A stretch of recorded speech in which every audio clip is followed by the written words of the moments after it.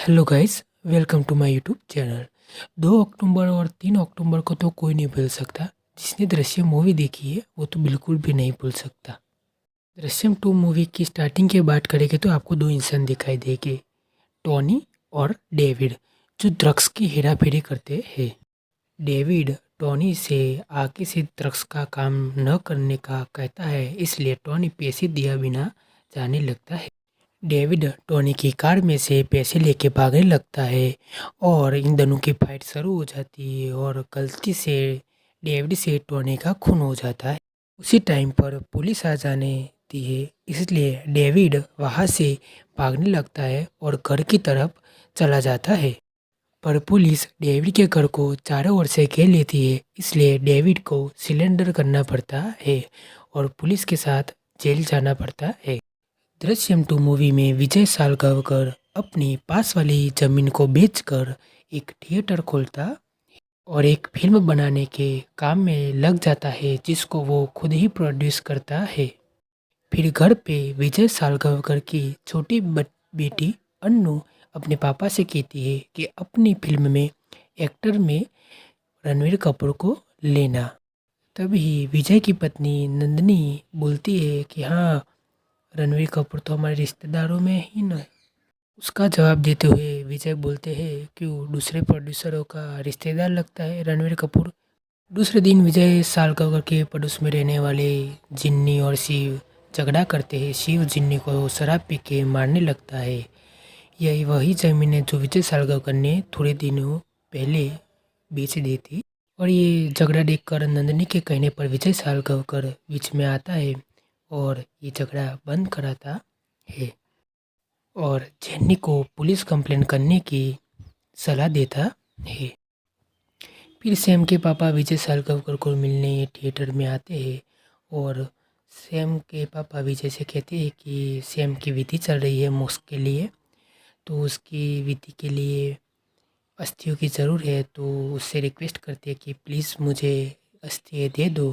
तो सैम के पापा को विजय कहते हैं कि मुझे इस बारे में कुछ नहीं पता, तो प्लीज़ आप यहाँ मत आओ और मुझे और मेरे परिवार को परेशान मत करो। फिर विजय अपनी फिल्म की बातचीत करने के लिए फेमस राइटर मुराद अली के पास जाते हैं। फिर विजय और विजय की फैमिली एंजॉय करने के लिए वीकेंड के दिन पिकनिक पर जाते हैं और वहाँ एंजॉय करते। उसी दिन विजय सालगावकर की छोटी बेटी अन्नू का भी बर्थडे होता है, तो उसको बर्थडे का सरप्राइज देते हैं और बर्थडे सेलिब्रेशन भी शोर शोर से करते हैं। फिर विजय का एक दोस्त होता है जो गरीब होता है, तो विजय उसकी पैसों से भी मदद करता है। वे उसकी बेटी को पढ़ाई का और शादी का खर्चा भी विजय उठाता है और उसको अच्छी तरह से मदद करता है। फिर डेविड नाम का इंसान जेल में से बाहर आता है, जो सबसे खतरनाक चीज़ होने वाली है। अब भी कहानी में ट्विस्ट आने वाला है। ये भी विजय का दोस्त होता है जो साथ में बैठ के शराब पीते हैं। ये शराबी दोस्त है। ये दोस्त एक एक्टर बनना चाहता है, तो विजय ने इसको अपनी फिल्म में रोल देने का वादा किया है। और ये विजय का भी दोस्त है जो सिक्योरिटी में नौकरी करता है। फिर विजय की बड़ी बेटी अंजू पुलिस को पीछे के रास्ते से आए हुए देखकर डर जाती है और घबरा जाती है और घर पर जाके अपने पापा को बताने लगती है कि पीछे से पुलिस आ रही है। विजय सावरकर अपनी बेटी अंजू को कहता है कि तो उसमें डरने वाली क्या बात है, अब दरवाज़ा बजेगा तो दरवाज़ा तुम ही खोलने जाओगी, तुम्हें मेरे पर विश्वास है ना, इसलिए तभी दरवाज़ा बजता है। जो दरवाज़ा खोलती है तब बाहर ही पुलिस वाले होते हैं जो विजय की पत्नी नंदिनी सालगावकर से मिलने आए होते हैं। तो पुलिस वाले अपने पास वाले रहते पड़ोसी जेनी ने कंप्लेन की थी, तो उसकी बात करने विजय सालगावकर और नंदिनी से करने आए थे। विजय की बड़ी बेटी अंजू को दिल के दौरे की तकलीफ होती है। जब वो ज़्यादा डर जाती है तो उसको एकदम दिल के दौरे पड़ने लगते हैं। फिर विजय नंदिनी को डॉक्टर को बुलाने से के लिए कहता है और डॉक्टर आते हैं। फिर डॉक्टर नंदिनी और विजय से कहते हैं कि ये अच्छी बात नहीं है, उसको दिल के दौरे पर है, वो बड़ी प्रॉब्लम हो सकती है। अगर उसके बाजू में डिप्रेशन फ्री वातावरण नहीं रखा गया तो उसके बड़ी एक प्रॉब्लम भी हो सकती है। अब कहानी में आएगा ट्विस्ट, क्योंकि विजय का केस फिर से ओपन होने वाला है। शहर में एक नए आईजी सर आए होते हैं जो सावन सर और गायटकुंडे को मिलने के लिए बुलाते हैं। गायतुंडे इतने महान इंसान होते हैं जिनको सांप सीढ़ी और चेस एक जैसा गेम लगता है। वो कहते हैं कि सांप सीढ़ी में सांप दौड़ते हैं और घोड़े में चेस में घोड़े, ऊंट और हाथी को दौड़ाना पड़ता है। दोनों गेमों में दौड़ाना ही पड़ता है। आईजी सर गायतुंडे से पूछते हैं कि तुम विजय के केस के बारे में क्या जानते हो। तब गायतुंडे कहता है कि एवरीथिंग, सब कुछ जानता हूँ। मैं अपनी पत्नी का बर्थ डेट भूल सकता हूँ, पर 2 अक्टूबर और 3 अक्टूबर को क्या हुआ था वो कभी भी नहीं भूल सकता हूँ।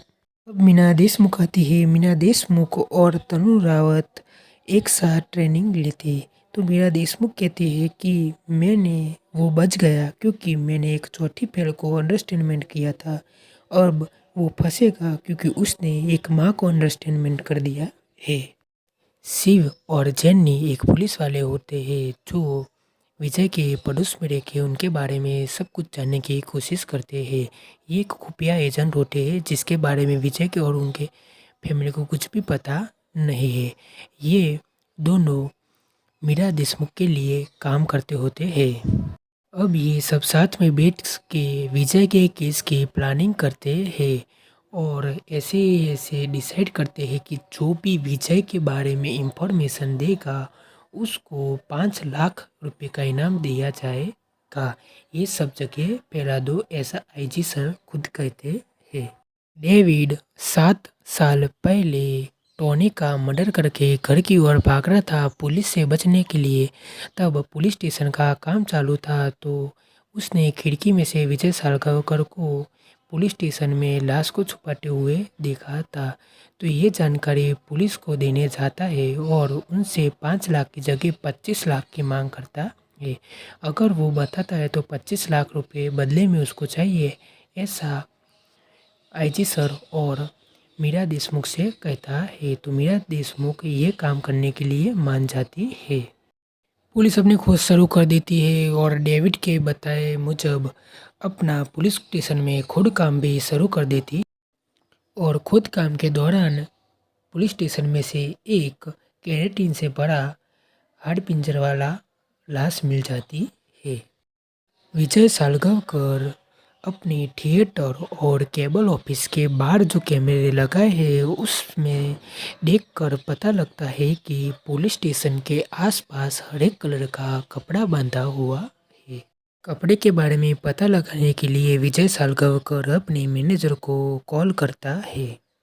तो जोसे बताता है कि पुलिस स्टेशन में कुछ खोद काम चल रहा है। विजय सालगावकर समझ जाता है और कार लेके निकल जाता है और अपना काम करने लगता है। मीरा देशमुख जज के पास से सैम का केस रीओपन कराने के लिए और विजय सालगावकर की फैमिली से पूछपरछ करने की दस्तखत करती है। तब जज ने भी अपनी विजय सालगावकर की फैमिली से 8 घंटे के लिए पूछपरछ करने की परमिशन देते हैं। अब तरुण रावत विजय और विजय की फैमिली से पूछपरछ शुरू करते हैं और 2 अक्टूबर और 3 अक्टूबर में क्या हुआ था उसकी जानकारी लेना चाहते हैं। पर विजय और विजय की फैमिली अपने निर्णय पर अड़ग ही रहते हैं। वो कुछ भी नहीं बताते हैं और अपने निर्णय पर अड़ग ही रहते हैं। तब आईजी गायतुंडे को ऑर्डर करता है कि उसकी फैमिली को टॉर्चर करे, जिससे वो बताने लगे। तो गायतुंडे उसकी फैमिली को टॉर्चर करना शुरू करता और अंजू को भी मारने लगता है। अंजू डर के घबरा के उसको फिर से दिल का दौरा पड़ने लगता है। तब विजय सालगावकर कहता है कि डॉक्टर को बुलाइए, तब भी वो नहीं मानते हैं आईजी सर। तब विजय सालगावकर कहता है मैं बताता हूँ, पर पहले डॉक्टर को बुलाइए। तब गायतुंडे उसको मारने का बंद करता है और डॉक्टर को बुलाते हैं। विजय सब कुछ सच बता देता है। सैम को मैंने ही मारा था ऐसा बयान भी दे देता है। अब कहानी में ट्विस्ट आता है। तब विजय सालगावकर को कोर्ट में जज के सामने खड़ा किया जाता है। तभी मुराद अली राइटर फेमस वो आईजी सर से मिलने को आते हैं, क्योंकि मुराद अली को आईजी सर को कुछ ज़रूरी बात बतानी थी। तो आईजी सर और मुराद अली के बीच में बातचीतें होने लगती है और मुराद अली सब कुछ बता देता है। विजय ने जो स्टोरी लिखी थी फिल्म के लिए वो उसके खुद की स्टोरी के जैसे ही थी, और कॉपीराइट ना हो जाए उसके लिए एक दृश्यम नाम की छोटी सी बुक भी बाहर पाड़ी थी और उसकी थोड़ी ही कॉपी निकाली थी, जिसके सबके हाथ में आ न जाए। विजय को पता ही था कि एक ना एक दिन ये लाश मिल जाएगी, तो लाश मिलने के बाद आगे क्या होगा उसकी भी पूरी जानकारी विजय ने ले ली थी। विजय ने अपने दोस्त के पास से बिल्कुल भी सैम की उम्र का हो और उसका भी मर्डर माथे में लगने से हुआ हो ऐसी लाश को ढूंढने में लग गया, और उसके दोस्त ने भी ऐसी लाश आई तब विजय को केरेटिन बन गया तब उसको दे दी, और विजय ने उसको पैसों से मदद की थी।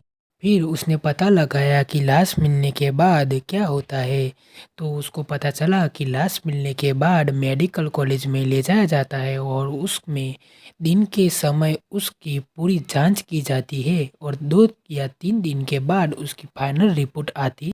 अब मेडिकल कॉलेज के सिक्योरिटी वाले के साथ दोस्ती कर लेता है और उसे अपनी फिल्म में रोल देगा ऐसा वादा कर लेता है। उसकी कमजोरी पहचान जाता है, उसके साथ शराब पीता है और उसको शराब ज़्यादा पिला के अपना काम कर लेता है। अपनी लाई हुई बैग को अदला बदली कर लेता है। सैम के केरेटिन को एसिड के डब्बे से जला लेता है। विजय सालगावकर केस जीत जाता है, क्योंकि जो केरेटिन की मिलता है वो सैम का है ही नहीं। अब जज ये ऐलान करता है कि विजय और विजय की फैमिली को कोई भी परेशानी होगी नहीं। लास्ट में विजय सालगावकर सैम की अस्थियों को मिस्टर देशमुख के घर के आगे रख देते हैं। मिस्टर देशमुख सैम की अस्थियों को नदी में विसर्जित कर देते हैं और सैम की आत्मा को मोक्ष दिला देते हैं।